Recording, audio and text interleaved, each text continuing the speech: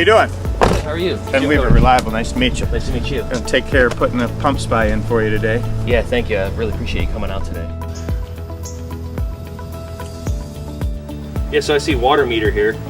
Yeah, Jim, I'm guessing this is going to be an outside sump crack. Alright, let's see what we got going in here.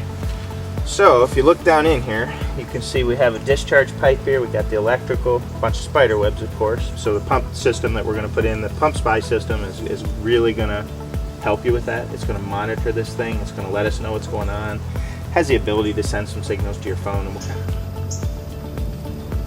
You know, this thing is really deep. It's a long ways down.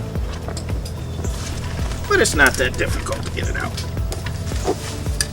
Is that the original from when this house was built? It definitely looks like it was the original pump.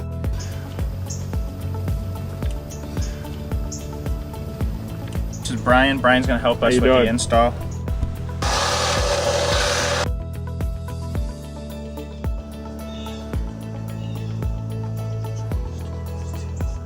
Then we'll take this line, hook it up to the existing discharge line.